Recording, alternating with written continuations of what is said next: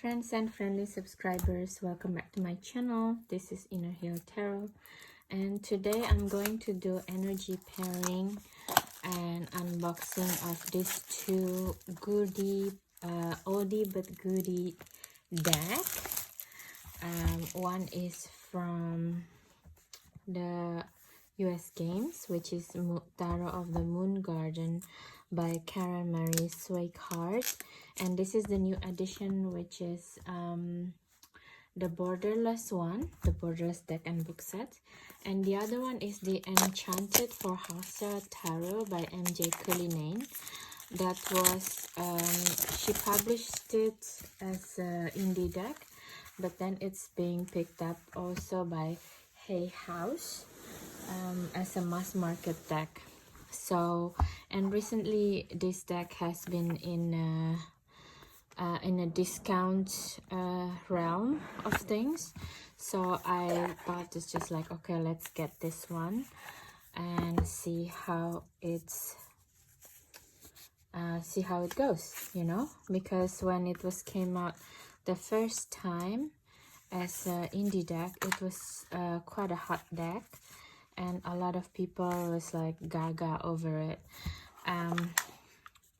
So yeah, let's see how it goes in the mass market realm, this Enchanted Forhaxa Tarot. And let's see this one. It's quite not easy to open all of these things. And so Tarot of the Moon Garden itself has a map. I think it's quite relevant with the original of the deck.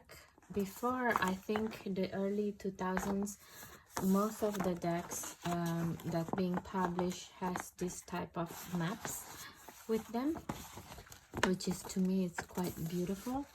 But then now they don't do it anymore, and it's become more and more streamlined, and it's just become like a sketch inside the guidebook. So I really appreciate they still do this, but I really don't like why I don't like things made in China. One of it is because of this. It's packaging of cards upon packaging of cards, you know. It's never endless plastic packaging. Okay, so that's that.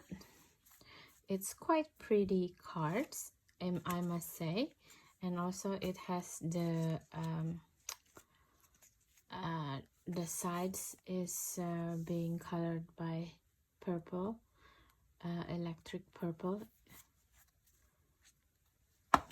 So it's a very interesting size of the deck as well. So let's see how it goes. I don't know the original of the deck, how big it was.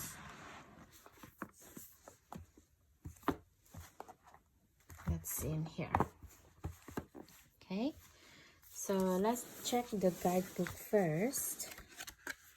Tarot of the Moon Garden is 2023, so if you're in the US, you probably already have this for a while now, but because we're in the UK, thanks to Brexit, we got a lot of things very slow now. Yeah, so the Goddess Charge Tarot of a Moon Garden is dedicated to the goddess in all her forms, waxing, full, and waning, and especially as she appears in each of us. Okay, so this is the goddess chanting prior to work with this deck. Introduction. The poem Moon Garden in pages 74-75 appears in an edition revised to fit the rhythm of this book.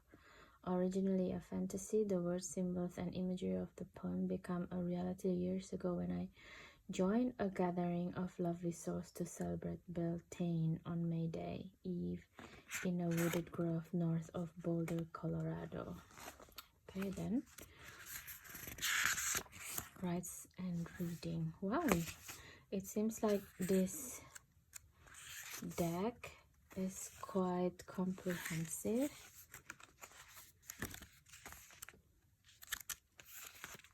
In the guidance, the ritual, so it has a ritual as well.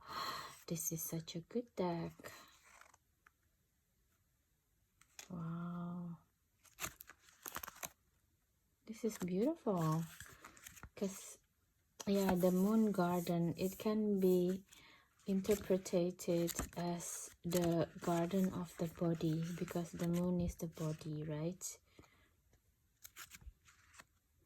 This is such a lovely deck. Dag and Darach. What is 74, 73, the poem? Let's just read it. Moon garden. Garden of myth and magic. So this deck is basically also for magical work. Interesting.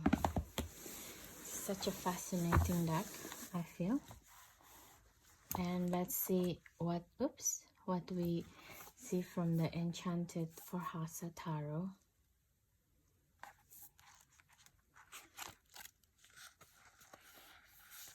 So of course MJ Cullinan have Grimalkin Curious Cat, Guardian of the Night, Urban Crow Oracle, and a lot of other things.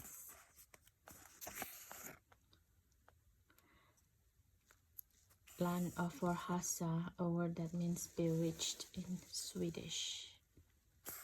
Okay.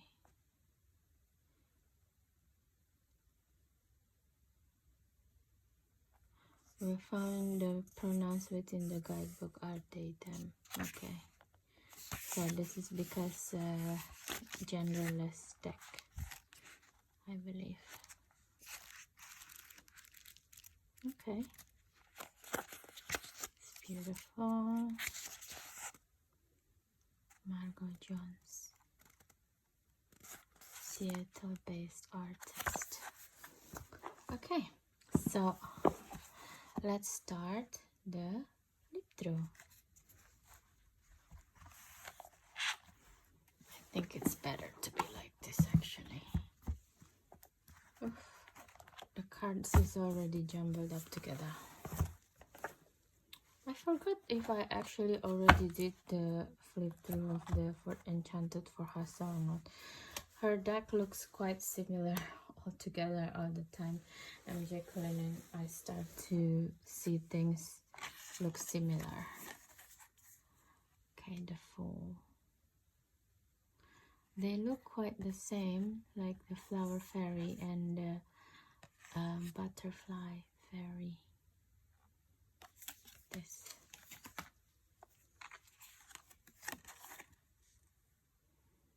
Magician. I like it still look like Merlin actually, this deck. Okay.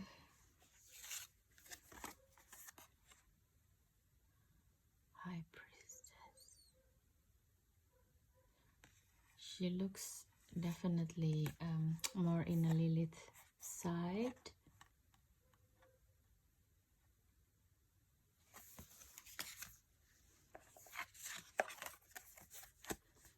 The Empress.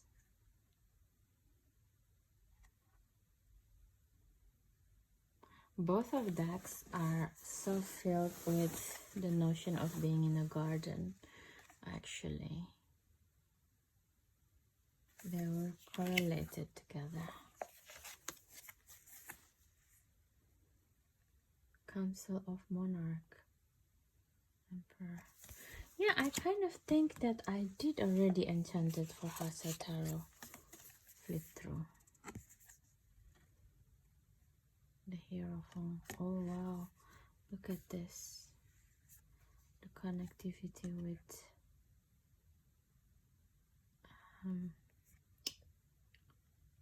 between the trees. And here is more traditional Hierophant.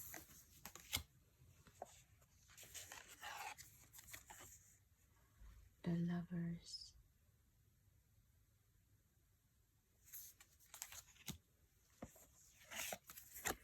Look at this beautiful chariot. This is also really beautiful. It's not a unicorn, but it's like yin and yang chariot. Super pretty. Oh, look. In these two decks, both of the beasts is depicted much bigger than the person. It's kind of denotes that the realm of the unconscious is much bigger than our consciousness, and yeah, you have to bring a light to bring the unconscious into consciousness. Beautiful cards.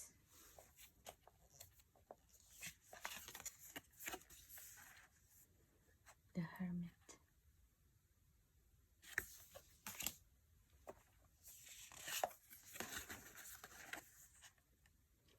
Look at this Wheel of Fortune. It's literally carnival. So beautiful, this depiction. This is also really beautiful depiction because it's kind of, there is sense of understanding and accepting what may come from both light and shadow realm. They're both really beautiful cards. Okay. Justice.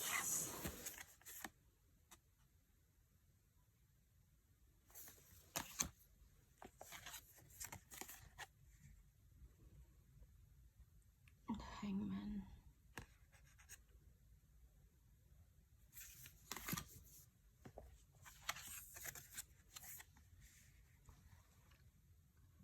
Beautiful Death card.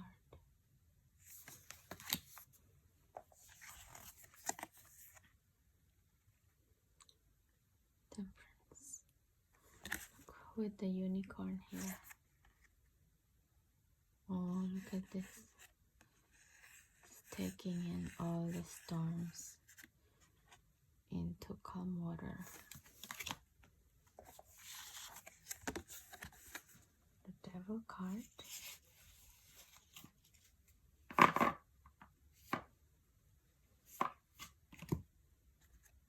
And both, of course, quite similar.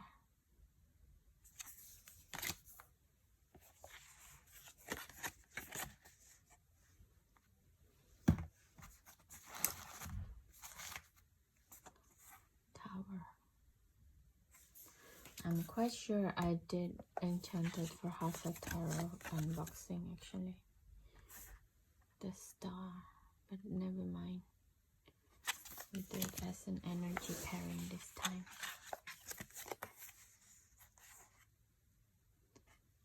The Moon. Such a beautiful. This is quite unclear actually, the Moon card.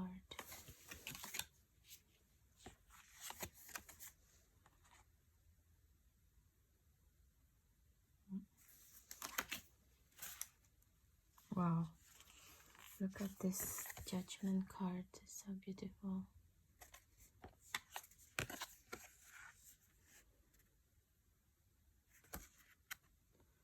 Like, look at this. This is really the shape of Atlantis, if I'm not wrong. Sorry about that. So I think this is, yeah, I don't know. This is quite like very star-seeded vibe for me with the dolphin and the dove.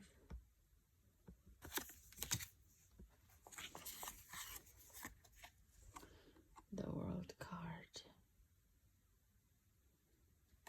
It's funny, both of them has wing on them. This wing carry a pattern of generations to take her away, and this one has the faces of the people. And they both in the garden.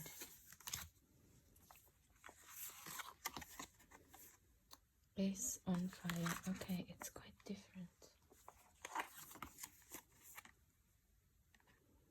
Ace of Staffs, Ace of Fire.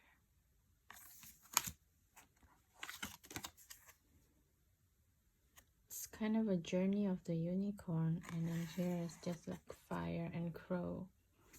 It's very fascinating. Three of Staff, Three of Fire.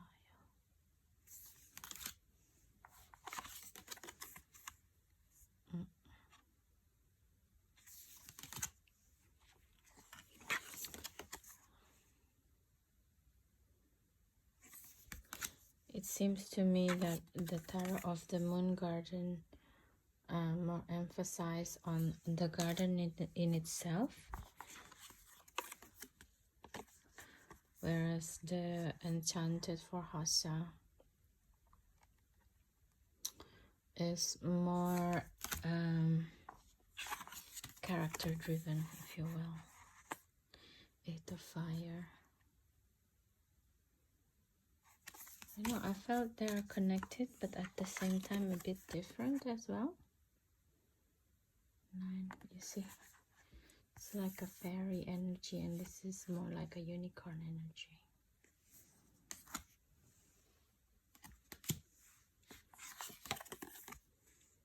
10 of Staff.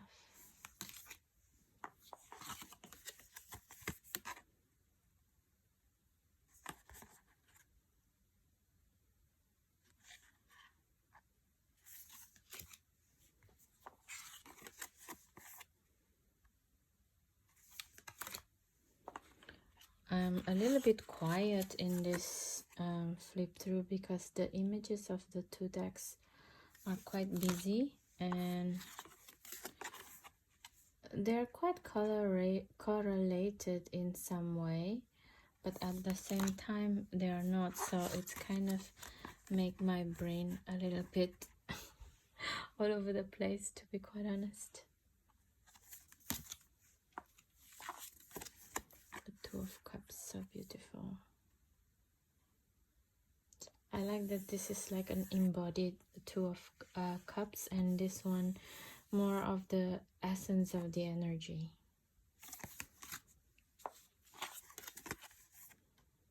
Three of Cups. It's very mermaid feeling.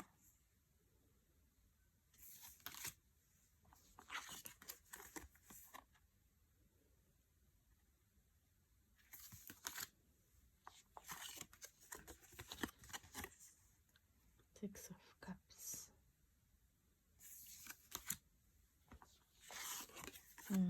Very interesting.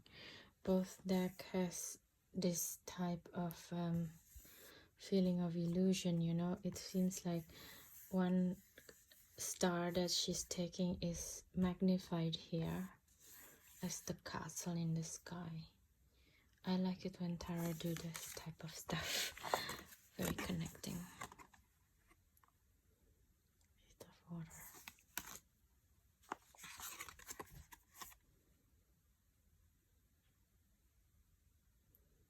Nine of Cups. Wish fulfillment. 10 of Cups.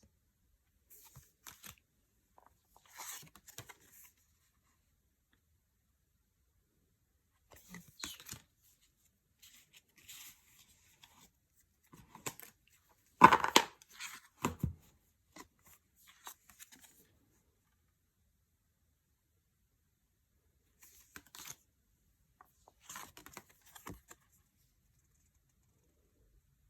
Very interesting decks, both of them.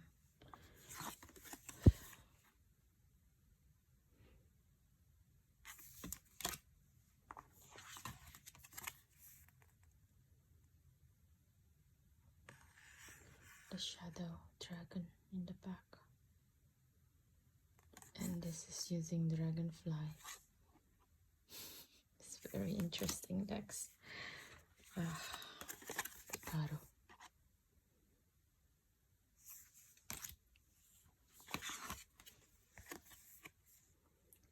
The Three of Swords.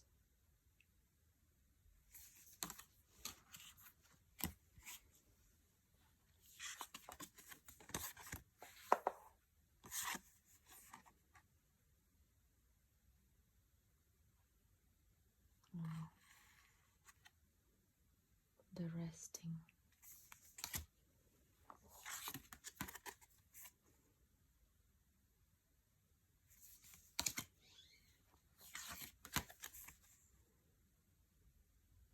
Look at this dragon. Both decks features dragons.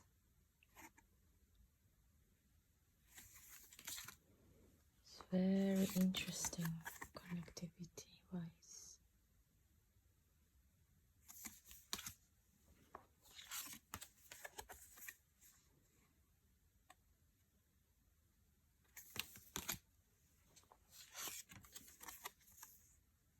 Look, it's the same Nine of Swords with the dragonfly. This is more like a bee, winged ant rather. It's so funny, this is like underneath it, this is above it.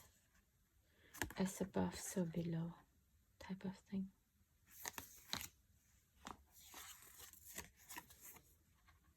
Yeah. Wow, beautiful Ten of Swords card. So many metaphor here.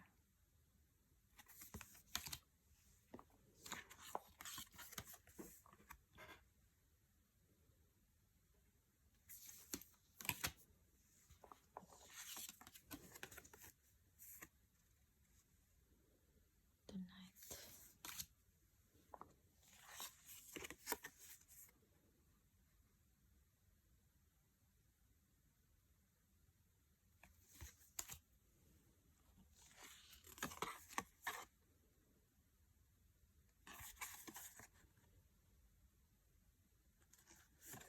King of Swords.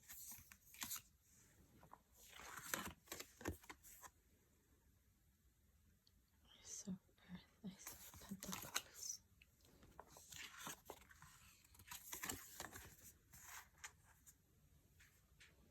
This is also very beautiful. It's like a spider woman. It's a bit cheating because she has so many hands. It's not Two of Earth anymore.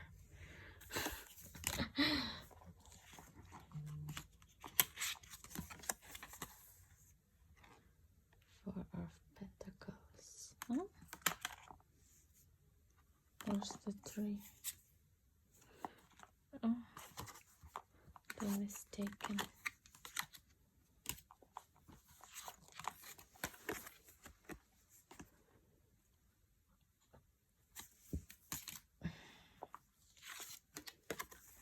Four of Earth.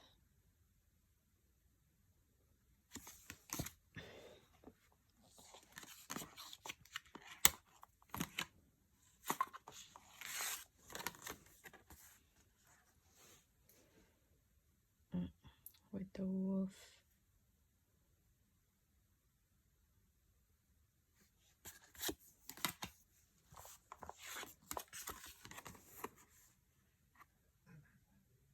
Six of Pentacles.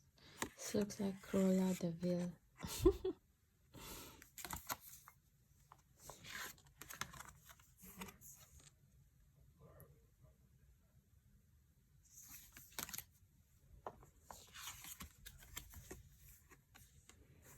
Eight of Pentacles, Eight of Earth. It's beautiful flower in the garden here.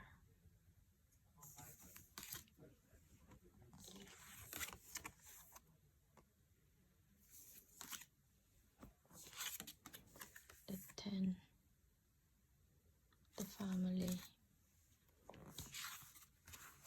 page, studious page. It's very beautiful how both of them relating.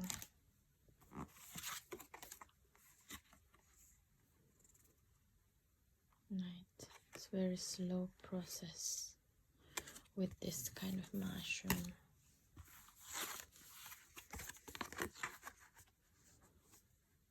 Queen.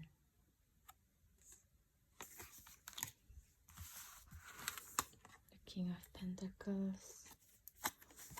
And the back of the deck. Okay, so we just did the flip through.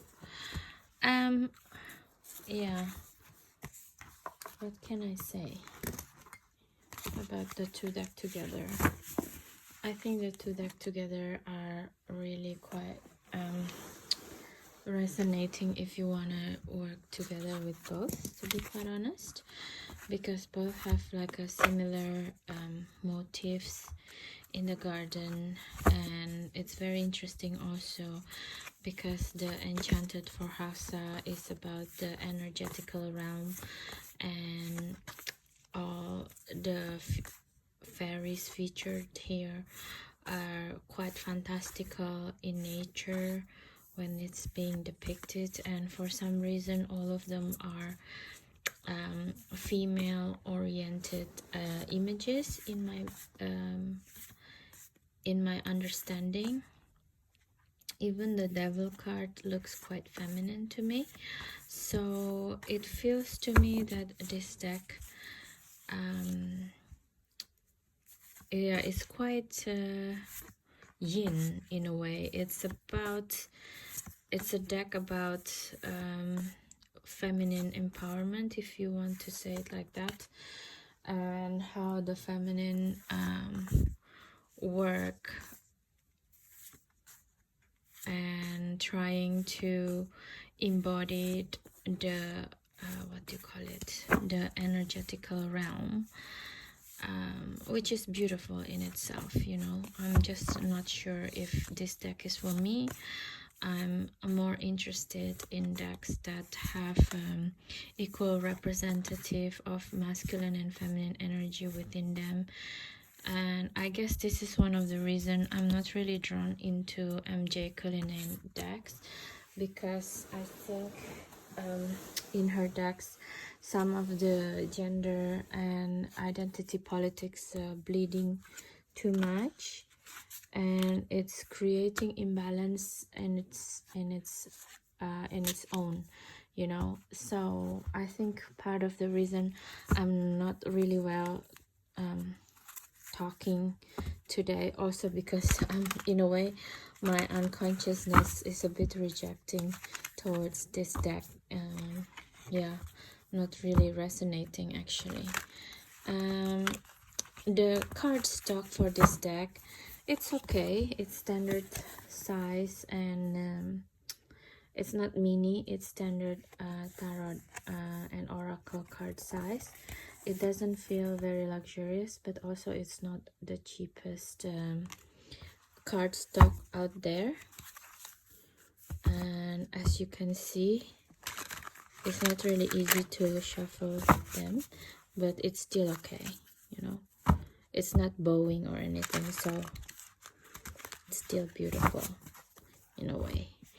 And okay, let's move on first to the Tarot of the Moon Garden. So basically, recently I'm so interested in the way of ritual, and the fact that the guidebook has so many rituals in it, practically in every card. So I'm really interested in working with this deck, especially the quality of the drawing is still hand drawn, so in a way it felt more authentic to the eyes, and also the card quality is much better than the Enchanted Forhaxa, and also it felt more luxurious with the side like this. Even also it's in purple. It's not something that you see every day. Most of the deck has a gold sides or silver, and to have a purple is quite beautiful actually. The only thing that I'm regretting is actually the actual size of the tarot. It felt like it still played true to the deck that they produced in the 1990s or early 2000s. So it's more like a phallic, it's very phallic actually, and it's rectangular, more than very rectangular, and it's not very easy to shuffle.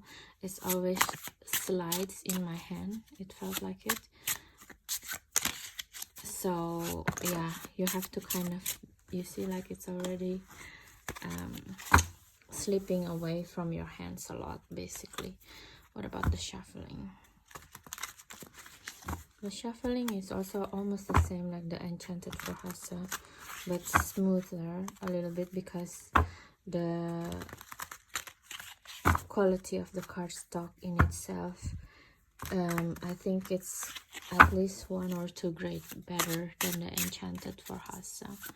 So that's that. I think I will use this deck more if I'm to buy this, compare between the Enchanted Forhaxa of the Tarot of the Moon Garden, solely based because also in this deck I feel there is an equal representative of the masculine and feminine energy. There is some invention, like the Wheel of Fortune card has quite interesting point of view in my opinion, without actually go overboard. I feel that MJ Cullinan decks sometimes it's just too much. You see like this deck is quite hard to shuffle. It's too slippery. The MJ Cullinan deck is actually felt a little bit too much for me sometimes. It's just like too many visuals and also over feminized drawings. So I disagree with this point of view. I think everything has to be in balance in a way that you know, forces in nature is not just feminine only, right? It's also have a masculine quality into it, and just to have a feminine quality in a lot of things for just for the sake of it, I feel it's just like promoting more and more imbalances in our already quite distorted energy wise world, you know. So I think if we want to have a good spiritual practice, we should do it in a more balanced way. There is time for us to act and there is time for us to receive. So in that sense I will use this deck. Okay guys, so that is my fast unboxing and flip through and also a bit of a review. Please let me know if you like this video. Don't forget to subscribe, share and comments, because recently the amount of people who subscribe to my channel while keep on visiting on this site is only 9%. Please, if you can help me, please do subscribe, share and comments, because that will help me in the algorithm realm of YouTube, okay? And therefore there's more people can enjoy these videos if it's really work out for you and helpful. Okay, so thank you so much guys for your time. See you in the next video. Have a good day and night anytime you watch this video. Bye bye.